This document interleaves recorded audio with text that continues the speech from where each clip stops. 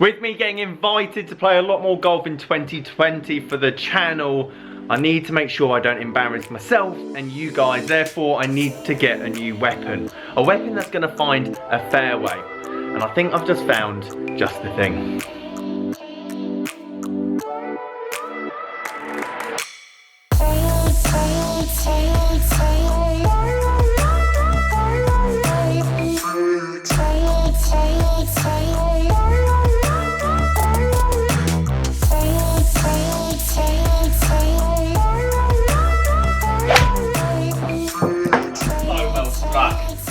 That is so well struck. That is flying. Guys, how you doing? Welcome back to a brand new video. Simon down here at Burford Golf Lab, and yes, I have got a new weapon for 2020. And as you might have guessed, it's not new. But it is new for 2020, especially in my bag. And I was doing a load of research on the weekend for the £500 Dream Bag series that I'm now doing on my channel. So if you haven't gone and watched that video, please go and watch it. Subscribe, like, comment, all that good stuff. And basically, I want to build a whole golf bag for £500 and then give it away to one of you guys. But whilst I was looking through those options and obviously trying to get some ideas of what to do and how to fill that bag, I got myself a new toy. And the reason I need this is because I need to be able to find a fairway when I'm on the golf course. And I get asked all the time, Simon, I'm looking for a 2-iron or a driving iron. What do you suggest? What do you look out for? What's your advice when it comes down to driving irons? And well, basically, I'm going to explain now. Firstly, when it comes down to a decent driving iron, never replace it. I had a tailor-made RSI UDI driving iron. It was the best thing I've ever had in my bag. And for some stupid reason, I sold it because I wanted to get the newer version. Or I think I went to a rescue. Don't ask me why. Worst decision of my life. And even now, even though that club is 5-6 years old, if you wanted to get one in decent condition, it's going to be £100. And if you look at any P790 UDI, or if you look at any Callaway Apex, whatever, all of them around £110, £120, because it is a lump of metal at the end of a stick. There's only so much technology that can go into it. So if you get fitted, or if you find or buy a driving iron that's the perfect weight and feels great off the face and gives you some level of forgiveness and gives you that 240-yard shot down the middle, and by the way, you should be hitting your 2-iron 240. If you don't hit your driving iron 240, you should be using a rescue, because you need that club head speed. You need to be able to hit it hard enough, and when you don't necessarily hit it off the middle, it's still going a considerable distance, so you're not leaving yourself another 2-iron into the flag.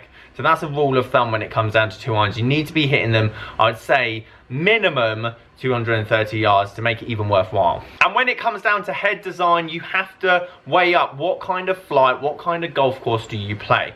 If you're in a parkland golf course, for example, which is majority of my golf, something a bit chunky like this, for example, that allows that ball to go a tiny bit higher than traditionally you'd want, but also gives you that element of forgiveness. Now, 2-irons aren't going to be forgiving in nature. That is why hybrids are designed. However, hybrids just launch that ball so high, especially for my club head speed, that is just not good enough, because if it is slightly into the wind, it's going to take the bad shots really far offline. Whereas a 2-iron, not only do I like the look of it better when I'm sitting down behind it or when I'm about to hit a shot, for example, but you can flight the ball better because it's smaller. Now, I would say this ZU65 is still quite chunky.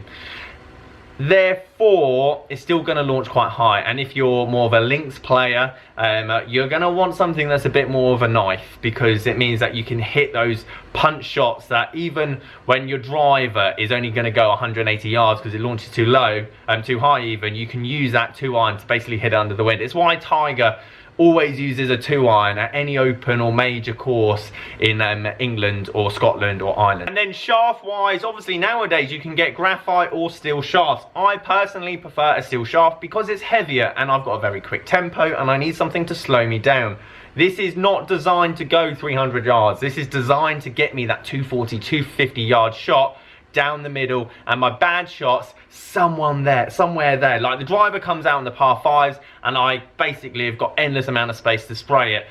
Whereas this is that hole that you've got trees down the left, water down the right, and you're going to hit this punch 230 yards stab that you're just going to get away with and leave yourself a 7-iron or a 6-iron or a wedge into the green, depending on how long the hole is. That is this purpose, that is this club's purpose, and that is exactly why I bought it. And I haven't had a driving iron for ages. I'll show you some footage of the club I had been using, and obviously I don't play that much golf anymore, therefore obviously investing in the bag hasn't necessarily been the major priority. Obviously long drive drivers, which is why I want to compete in next year, has been. So at the moment I've just been using an M2 Tour 3-iron, which is great if I hit out the middle, but to be honest, it's not good enough. It's not good enough, and I don't feel confident enough. Whereas this, I haven't even hit it yet. However, I know I'm going to be more confident with this out on the golf course, and that's the whole purpose of a 2-iron. I know there's a lot of people that are watching this going, I use my 2-iron everywhere, and it kind of makes, especially on your normal club, members club golf course at 6.5, you don't need driver. You just need something that's going to get down there. Obviously, as soon as you go to courses like 7.1, 7.2, which I'm sure a few of you are members at, you need the driver. But then those holes do tend to be a bit wider. Anyway, let's give this a hit. Srixon 2-iron, first hit of the day. Let's see how far this goes. Obviously, distance isn't the main priority, but we like it anyway. We like a bit of distance and hopefully a level of control as well. Okay, first swing. If you could sell me a bag of those, I definitely wouldn't be moaning. 260 yards off the bat. More than enough for most golf courses. Those numbers are pretty much perfect as well. The good thing about driving irons, or irons in general, I do feel you can hit down on them more than a rescue. I think that's why I prefer like a utility driving iron than obviously a rescue, because you can kind of hit down, get that low launch, a bit more spin, just so your bad shots aren't as bad. So that's probably why I like them more than like your rescue, for example. I've hit that. It's going to spin a tiny bit more because it's gone out to the right hand side, but that feels so good at the middle. Well, first two shots, cannot complain. 266 yards, ball speed at 147. That's probably about where I'd want it on the course. I wouldn't hit it any harder. I'm obviously going to hit it harder in here because I don't care, but on the golf course, that's all I need. Don't need any other club. I might as well keep them in the car. Oh, a bit pulley. Bit pulley. Now, that is like a prime example of my golf. Like, one down the middle, one to the right, one to the left. However, if that is the fairway, and obviously that's quite a generous fairway, I would say, or maybe not. That's probably typical to most fairways on most golf courses. So, the first one was flushed. The second one leaked out to the right. The third one leaked out to the left. But am I in play? Yes. Do I have a shot to the green? Yes. Do I have to reload the golf ball? No. Does that mean I'm winning? Yes. Therefore, on average, I should still be able to score a decent round. Obviously, I've got to do a lot of wedge practice before I go and play against anyone else, because that's probably the one thing long drive has absolutely killed. But in terms of off the tee, this is all I need, just something that's going to get me down there.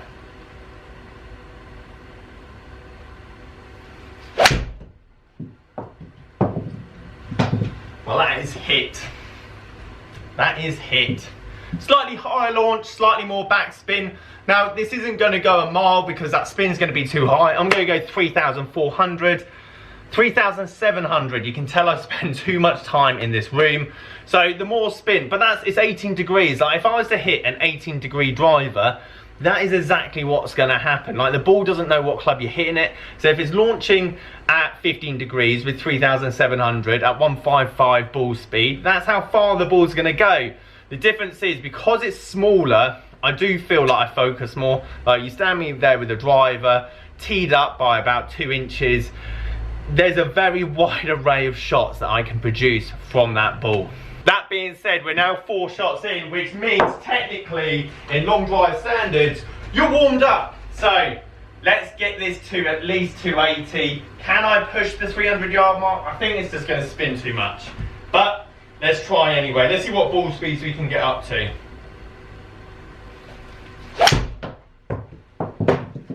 I mean, again, you can just see how much it launches as soon as you like hit it hard. Like, I almost have to fat it. I almost have to hit the ground 2 inches behind it to get it any higher. 160 ball speed, which is obviously quite good, but 4,400 on the backspin is why it came down with a bit of snow on it.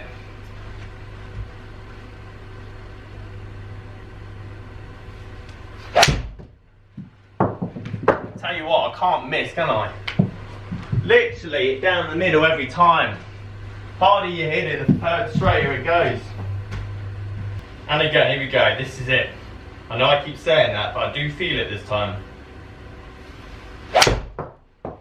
That's some Kyle Berkshire ball speed. That's the PB in the ball speed department, there's no question about it.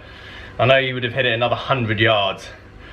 Oh, that would have run out. 165 ball speed. That's not too shabby.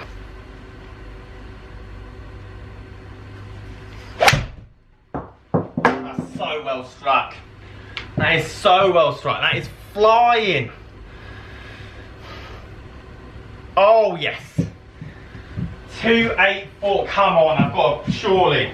We're feeling it. Oh, that's it. That is absolutely flushed. Unbelievably hit hard. But again, backspin's going to kill us. Ball speed, 167 ball speed. You're welcome. I was lucky to get that with my driver when I started this campaign for clubhead speed.